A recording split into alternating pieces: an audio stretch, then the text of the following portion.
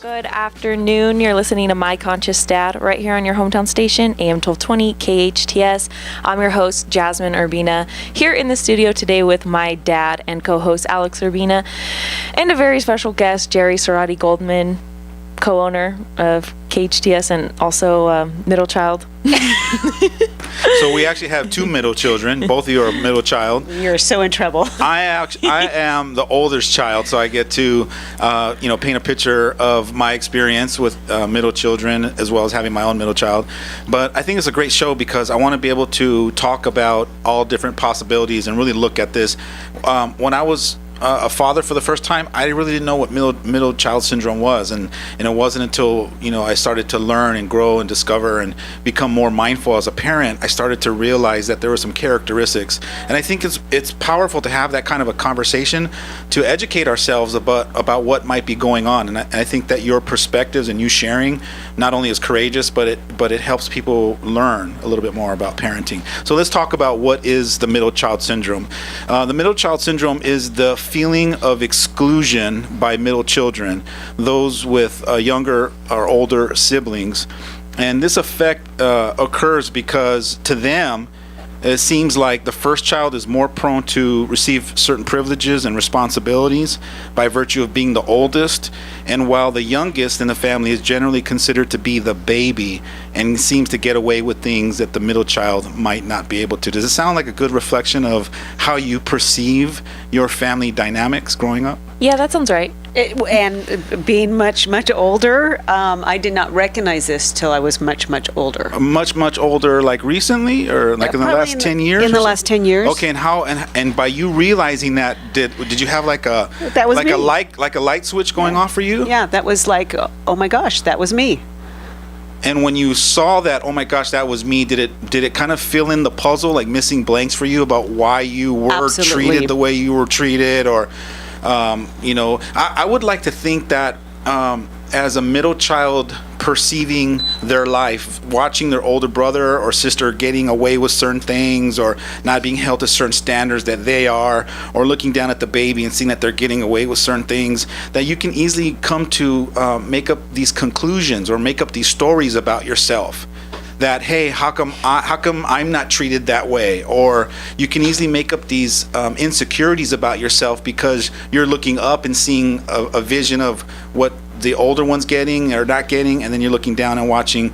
You could probably create a story or a belief that it's not fair. A novel. It's not a whole. Oh, so you're saying it's a whole book. It's a whole book being written that Yes. It's not fair from my perspective of how I'm being treated. Well, for me, I don't think it was a matter of fair. It was just a matter how I wrote the script. I wrote the book as we were going along. I, was middle and an older brother and two younger siblings, and I was the good kid and kind of just faded into the background. So you think you were overlooked? Your experience was you were more overlooked.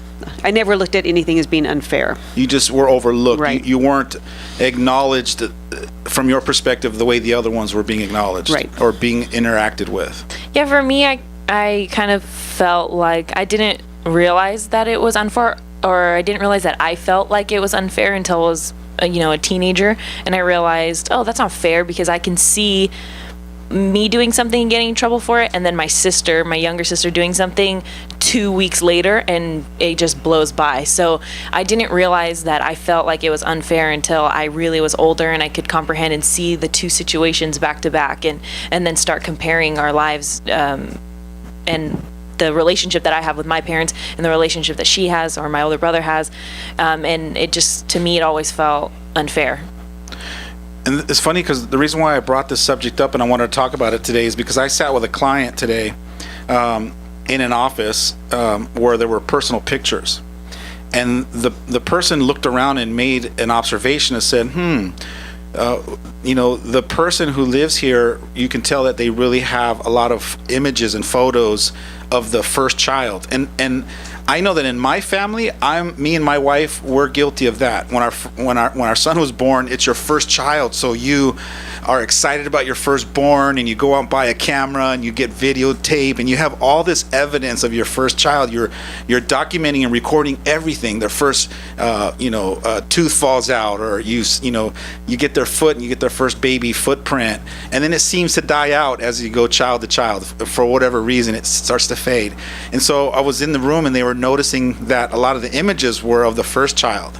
And I think that it was an awakening for my client to look at and go, wow, I needed to see that, because it's reminding me that in my own home, I have photos of my first child 90% of the wall. And what a good awakening for me to see what my middle child or the youngest one, when they're walking around, seeing their older brother being celebrated all over the wall, and they're probably sitting there going, well, what about me? And we don't realize as parents, unconsciously, we're sending a message. It's not intentional, it's just the way that it unfolds as a parent.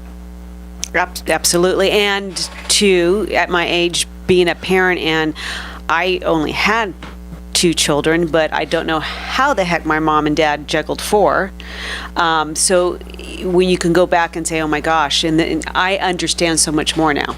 So as an adult, I see that it was probably a blessing that I was an easy kid, and that they could not have to worry like they did maybe about the older or the younger one, or whatever that was, or the older one was in sports all the time, so always we were being dragged from one football or baseball game to the other. And back then I made up the story, my parents didn't go to my softball games when I was in high school, but they went to all my brother's football games and younger brother's karate and sister, but they didn't come to mine. So I made up a story that, but it was more of a time thing in juggling 4 kids. But what was the story you made up that I about wasn't yourself? I wasn't important enough. I'm not important enough. They're more important than I am. Right. And you also probably collected evidence. Oh, see? big time. There we go. We're off to so-and-so's friend's birthday party, or we're off to his or her, ballet, or there. But what about me? Right. And we can easily live in the what about me syndrome too, and kind of be looking and not seeing the evidence. I've also had clients that will tell me, I do 10 times more for my middle child than I do for all the others, but it doesn't matter how much I do, they still don't think it's enough. I think I can see how somebody would say that, because I think once parents realize that their middle child is either quote unquote needy or needs attention or whatever it is, they try to overcompensate and do things for them, but they're not doing what the middle child really needs, which is just the attention, or even acknowledging, hey, sorry, growing up you didn't have my attention, or you felt this way. Instead of acknowledging that, they try to do other things to make up for it. I see what you're saying. So you're saying is that instead of being honest and owning up to not being able to recognize it with the middle child and just coming clean, you're saying that they're trying to do all these other things around it to make up for it, but you're still not addressing the issue, which is just come clean and acknowledge that, for whatever reason, being young or unconscious or not aware, that you have overlooked it. And I can forgive that as a middle child. I can forgive that, but I'm inspired that you acknowledge it, you can see it, and that you're willing to share that with me. Is that what you're saying? Yeah, it's kind of like, if you could just be honest and admit it, then maybe I could let it go, or maybe as the middle child they could let it go and finally be at peace, because it's not something that they've made up. They're not crazy, because I know that being the middle child and having middle child syndrome kind of has a negative connotation. So you think, or at least for me, I think I'm crazy until somebody proves that really is what's happening. Right. So you need to be validated that no, you're not crazy. There is some truth to me and your mom, or your husband, your father, and I have been unconsciously unaware that we haven't been giving you that kind of attention, and it hasn't been fair. And just to acknowledge it, just to validate that, hey, you're not crazy, that I acknowledge that you can see it like that, and because you can see it like that, we want to make a conscious effort to shift it. Yeah, that'd be nice to hear, I think. One of the things that I noticed, that when my client was pointing out to herself, having her own aha moment about her son being blasted all over the home because he's the first born, I even in that moment acknowledged, hey, I have that same setup at home. As do I. When you walk down my hallway, there's a big picture of my son when he's 4 years old with the little tuxedo, the little bow tie, and he's all cute. And it's a big 20 by 24.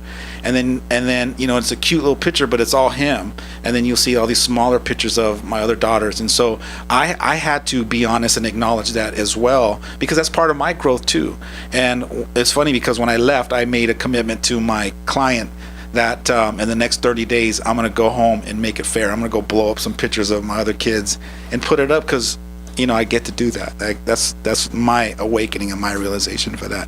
Whether it makes a difference or not, it'll make me feel better about how I show up as a father too. So I want to kind of go over a couple facts, and I'm going to take your advice from it. One of the facts that I found online was 52% of our presidents have been middles. They call you middles apparently, and they're high-fiving each other over here. It's kind of like a little club. So 52% of our presidents have been middles. Martin Luther King Jr., Abraham Lincoln, and Madonna are all visionary middles with strong leadership qualities. So I look at both you guys as leaders. You're a leader obviously in our community, and you're an up-and-coming leader of the community, and I think that you guys both hold yourself very strong and very poised and very well respected in what you guys are up to. And I think that it could be a bonus. It could be a positive thing to be grown up as a middle child, looking at life from the perspectives that you do.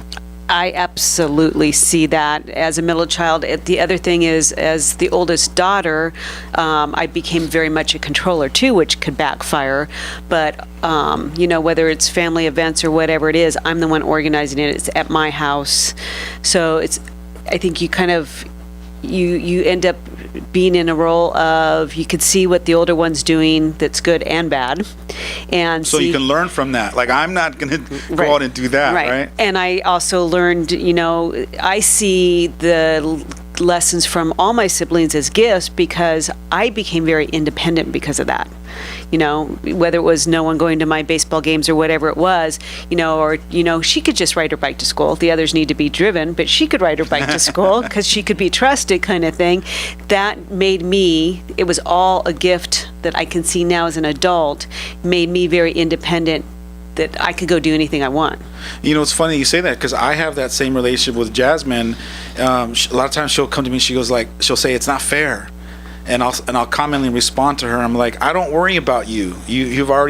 I already have trust in you that you can handle yourself. And so, maybe it's unfair that I coddle the other two because I don't have the full 100% belief that they can handle themselves the way she can. Right. And so you can either see it as it's unfair, or you can choose to see it as, hey, it's a blessing. It's the same way that my mom, I have two younger sisters, and my mom has already decided that, I got my life figured out, and I got a good head on my shoulders, and I can handle life. So I don't get a lot of attention from my mom anymore. But my two sisters, they get 150% of their attention. Now I can choose to either look at it as, hey, that's not fair, or I can choose to see that as, hey, that's an acknowledgement that you're giving me, that you don't have to worry about me. And so it's all perspective. It's a way of really how you look at it. I think over the last couple of years, especially doing like leadership work, I've had a lot of people tell me, oh, but you're so lucky that your parents aren't like that with you, compared to your siblings, because you're going to be so much more independent, and you already are, and you can do whatever, and you don't need their help, stuff like that. They always give me the positive stuff. But as a young kid, I don't think it's fair for a parent to expect their kid to find that out on their own, especially at a young age. So as they get older, they find that out and people tell them that. But at 5 or 6 years old, when all of this is going on, there is a way to not do that, and also make them independent and help them be leaders on their own. I agree, because at 4 or 5 years old, or even 6 years old, your brain isn't mature enough to be able to see it like that. And I think it's unfair to the child for the parent to expect them to see it like that, because they're not going to. They're still young and immature, and so they're looking up at us with these filters, and they're wanting to know why. And so it's really going to take a conscious parent to sit down and really explain that to their kids, as well as owning up to some things and saying, hey, I can see where I'm not giving you this attention, or it could be unfair to you. And then, like you said, validating it and then making those course corrections, because you're right. When you're that little, you can't think at a higher level like that. It's not until you become a little bit older. And you're lucky that at 18 or 17 or 18, you're able to start to see that. Some people are in their 50s or 60s and still can't see it like that. They're still being victimized by their parents and still being upset and holding regrets and anger because they grew up in a home where they feel like it wasn't fair. And even at my age, it still pops up. There was something about a year ago, and I think I had shared it with you over the holidays, Christmas, and my dad had made a comment about my older brother not doing what he does, and everyone has to kind of work around his schedule. I was like, woohoo! He does see it. So there's still, even though I acknowledge it, I see the gifts in it, there's still the woohoo moments of he does see it. Because when I was growing up, I didn't think that they saw it, but I understand why they did it. I mean, it makes total sense. And like I said, it's formed me in who I am today. And I'm sure that some of it still creeps in the victim mode, right? You can still be 50 or 60 years old and still interacting with your mom and dad if they're still alive and your siblings and go, hey, that's not fair. And you catch yourself and go, wait a minute, I'm a 50-year-old mature man or woman here and I'm still arguing about what's fair and not fair. Yeah. You could still go back to that default of that insecurity and still want to, throw daggers at your parents because you're still operating from middle child syndrome, right. Which hopefully you've outgrown that at a certain point. You've surrendered it, you've let it become part of your past, and then you've owned your personal power and you're moving forward and you've kind of outgrown it, right? Yeah, I used to always, just like every middle child, compare myself to my brother and my sister. But then after one day I think I was arguing with my mom, and she was like, you know what? Yeah, I do treat you different than them. I was like, oh, okay. Now I know. And I left. Yes, I'm validated. Yeah, I left angry, but also too at the same time after that it finally let me let it go. So I don't really compare myself anymore because I know that that's really what's going on. So it was a lot easier to let it go, just having her admit it. And now even older, having you admit it and knowing that that's what's going on and this is how I'm going to work around it.